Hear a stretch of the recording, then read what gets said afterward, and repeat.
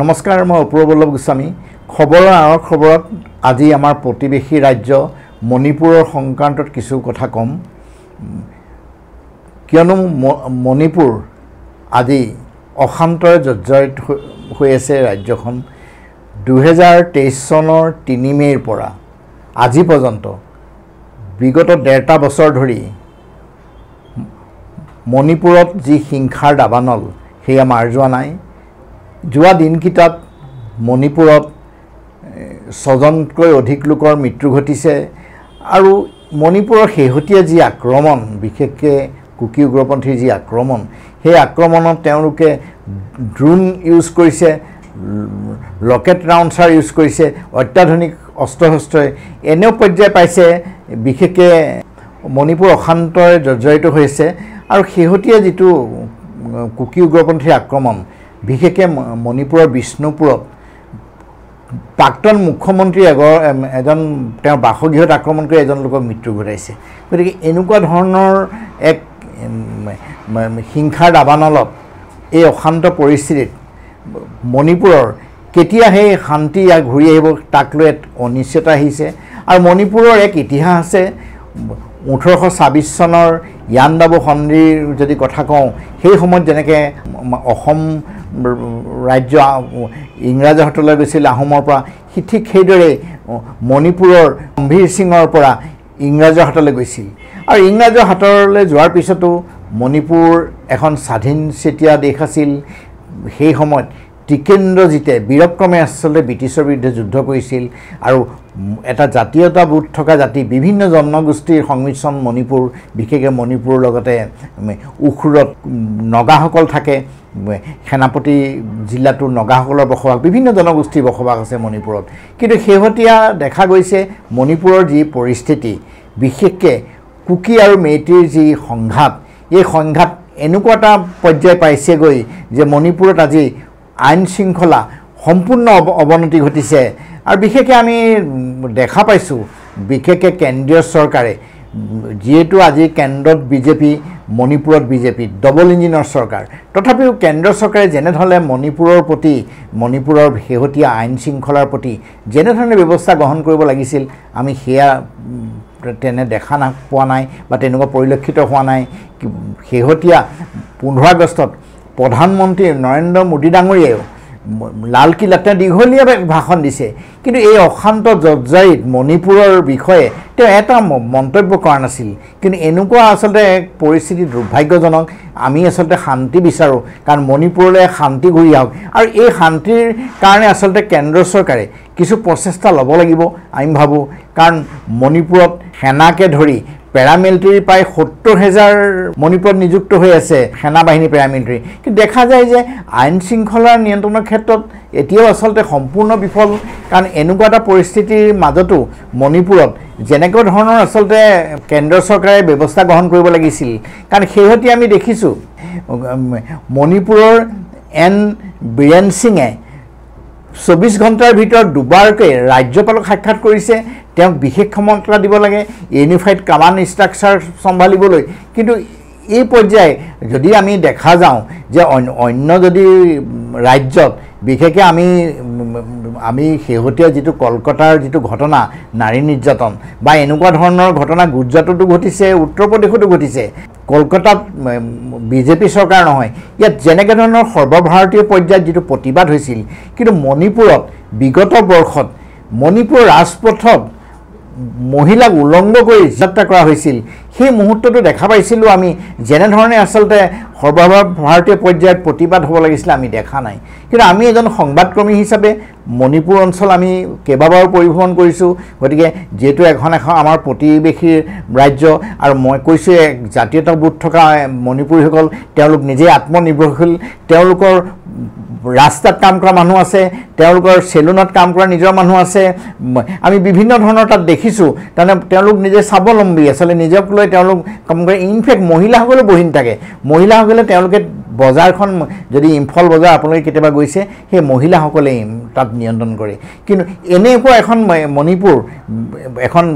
সঁচা কথা ক'বলৈ এখন সমৃদ্ধিশালী বুলি ক'ব লাগিব কাৰণ আপুনি ক্ৰীড়াৰ ক্ষেত্ৰতে যদি কওঁ মণিপুৰ আজি মেৰী কমৰ কথা সকলোৱে জানে এওঁ বক্সাৰ হিচাপে সুনাম অৰ্জন কৰিছিল ক্ৰীড়া ক্ষেত্ৰতো মণিপুৰৰ নাম আছে বিভিন্ন যদি ফালৰ পৰা চাওঁ কিন্তু এই মণিপুৰৰ আজি এনেকুৱা ধৰণৰ অশান্ত পৰিস্থিতিৰ পিছত মই ভাবোঁ এই আইন শৃংখলাৰ যিটো আচলতে নিয়ন্ত্ৰণ এইটো কেন্দ্ৰ চৰকাৰে আচলতে ইয়াত এটা বলিষ্ঠ পদক্ষেপ ল'ব লাগিব কিন্তু আমি আচলতে আজিৰ তাৰিখত কেন্দ্ৰীয় চৰকাৰৰ যিটো মণিপুৰৰ প্ৰতি এক উদাসীন মনোভাৱ নিচিনা লাগিছে বিগত বৰ্ষৰ পৰা মণিপুৰত যি অশান্তি যি হিংসা অত্যাচাৰ জৰ্জৰিত হৈ ৬০,০০০ লোক এতিয়াও আশ্ৰয় শিবিৰত আছে যদি আমি চাওঁ চুৰাচান্দপুৰ কওঁ তাৰ চুৰাচান্দপুৰৰ পিছত আমি যদি কাংকপিৰ যদি কথা কওঁ ইম্ফলৰ ৱেষ্ট আৰু ইষ্টৰ কথা কওঁ মৈৰাঙৰ যদি কথা কওঁ এই বিভিন্ন প্ৰান্তত মণিপুৰত আশ্ৰয় শিবিৰত আজি তেওঁলোকে বহু কষ্টৰে আচলতে শৰণাৰ্থীসকলে দিন কটাব লগা হৈছে এই এনেকুৱা পৰিস্থিতি হোৱাৰ পিছতো কেন্দ্ৰ চৰকাৰে যেনেধৰণে আচলতে তেওঁলোকক আশ্বস্ত কৰিব লাগিছিল আমি সেই আশ্বস্ত দেখা নাই কাৰণ মণিপুৰৰ প্ৰতি যেনে উদাসীন এক মনোভাৱ আৰু আমি ভাৰত ম্যানমাৰ সীমান্তৰ যদি কথা কওঁ ভাৰত ম্যানমাৰ সীমান্তত আমি ৯৯ চনত যেতিয়া ম্যানমাৰ পৰিদৰ্শন কৰিছিলোঁ তেতিয়াও দেখিছিলোঁ উন্মুক্ত সেই সময়তে ম্যানমাৰে ভাৰতবৰ্ষৰ বহু ভূমি আচলতে দখল কৰি লৈছিল আমি সংবাদ মাধ্যমত বাতৰি পৰিৱেশন কৰাৰ পিছত ভাৰতীয় সেনাৰ হেলিকপ্টাৰ টহলৰে আমি দেখিছিলোঁ গতিকে আজিৰ তাৰিখতো ম্যানমাৰ যিটো ভাৰত সীমান্ত সেইটো আজিৰ তাৰিখতো আচলতে কটকটীয়া নিৰাপত্তা ব্যৱস্থা নহয় যাৰ কাৰণে আজি এনেধৰণে বাহিৰৰ পৰা আচলতে এই ধৰণৰ অত্যাধুনিক অস্ত্ৰ শস্ত্ৰে সুসজ্জিত হৈ বহু লোক আচলতে মণিপুৰত সোমাই এনেধৰণে আক্ৰমণৰ সন্মুখীন হৈছে এই জনগোষ্ঠী কাৰণ আমি কাৰো আচলতে আজি মেইটিসকলে হওক কুকিসকলে হওক আমি কাৰো সংঘাত নিবিচাৰোঁ আমি আচলতে সকলোৱে শান্তিৰে তেওঁলোকে আচলতে মণিপুৰৰ উন্নয়নৰ বাবে তেওঁলোকে কাম কৰক কিন্তু আমি দেখা পাইছোঁ এই যিটো আমি কেন্দ্ৰ চৰকাৰৰ ভূমিকা আজিৰ তাৰিখত মণিপুৰৰ কাৰণে আচলতে তেওঁলোকে কেন্দ্ৰ চৰকাৰে কিছু পদক্ষেপ ল'ব লাগিব তেহে মই ভাবোঁ মণিপুৰ আকৌ আগৰ অৱস্থালৈ ঘূৰি আহিব কাৰণ মণিপুৰৰ যিটো ধৰণৰ আচলতে হিংসাৰ জৰ্জৰিত হৈ আছে যেনেধৰণে আচলতে ৰাষ্ট্ৰীয় সংবাদ মাধ্যমত মণিপুৰক লৈ যেনেধৰণে আচলতে প্ৰচাৰ হ'ব লাগিছিলে আমি দেখা নাই আমি সংবাদকৰ্মী হিচাপে আমি মণিপুৰ পৰিভ্ৰমণ কৰোঁতে আমি কিছু বাতৰি উল্লেখ কৰিছোঁ কিন্তু আমি ভাবোঁ মণিপুৰৰ কাৰণে কেন্দ্ৰ চৰকাৰে কিছু পদক্ষেপ ল'ব লাগিব আৰু একে সময়তে আচলতে উত্তৰ পূৰ্বাঞ্চলৰো এটা সংগঠন জন্ম দিছিল নেডা বুলি সেই নেডাৰো আচলতে কিছু কৰণীয় আছে কিন্তু আমি আজিৰ তাৰিখত তেওঁলোকে কেনেধৰণে কি কাম কৰিছে আমি দেখা পোৱা নাই কিন্তু যদি এইটো ধৰণৰ আচলতে পৰিৱেশ থাকে কিন্তু মণিপুৰ যদি আচলতে এনেধৰণে অশান্ত হৈ থাকে অনাগত দিনত মণিপুৰ আৰু আচলতে কিছু কাৰণ ধৰণৰ হিংসাত্মক পৰিৱেশ যে সৃষ্টি নহ'ব তাৰ কোনো আচলতে নুই কৰিব নোৱাৰি কাৰণ আমি দেখা পাইছোঁ কাৰণ আজি ২০২৩ চনৰ সেই ৩ মে'ৰ পৰা একেই পৰিৱেশ মণিপুৰত কাৰণ এইটোও নহয় সেনা বাহিনী বা পেৰামিলিটাৰী বাহিনীক কৈ মানে অত্যাচাৰ কৰি বা কিবা ধৰণৰ তেওঁলোকক নিৰ্যাতিত চলাই তেনেকুৱা ধৰণৰ আমি দমন কৰিব বিচৰা নাই আমি ভাবোঁ এটা সুন্দৰ বাতাবৰণে এটা শান্তিৰ পৰিৱেশ মণিপুৰলৈ ঘূৰিবলৈ হ'লে আচলতে এই যিসকল আচলতে জনগোষ্ঠী আছে তেওঁলোকৰ লগতো এটা সদ্ভাৱনাৰে আছে এটা আলোচনাত মিলিত হ'ব লাগিব এটা আলোচনাত বহি আৰু একে সময়তে কেন্দ্ৰ চৰকাৰে তেওঁলোকৰ যিটো আচলতে মণিপুৰৰ পৰিৱেশ তাৰ বাতাবৰণ আনিব লাগে কিছু পদক্ষেপ ল'ব লাগিব কিন্তু আমি আচলতে মণিপুৰত আজিৰ তাৰিখত কেন্দ্ৰ চৰকাৰৰ তেনে পৰিৱেশ দেখা নাই গতিকে আমি আজি এইটোৱে আচলতে উল্লেখ কৰিব বিচাৰোঁ যে মণিপুৰত অনাগত দিনত যাতে মণিপুৰৰ অৱস্থা বেয়াৰ ফালে ঢাল নাযায় তাৰ কাৰণে কেন্দ্ৰ চৰকাৰে দীৰ্ঘম্যাদী হওক হ্ৰস্বম্যাদী হওক কিছু পদক্ষেপ কেন্দ্ৰ চৰকাৰে লওক তেহে আচলতে মণিপুৰলৈ পুনৰ শান্তিৰ বাতাবৰণ ঘূৰি আহিব কাৰণ এইটো যদি চাওঁ মণিপুৰত কিছু পৰিৱেশ আছিল যদি ২০১৭ চনৰ কথা কওঁ ১৭ চনত যেতিয়া বিজেপি চৰকাৰ শাসনৰ আগত তাৰ সেই সময়টো আচলতে বহুখিনি অশান্ত আছিল, বহু কেইমাহ ধৰি মণিপুৰ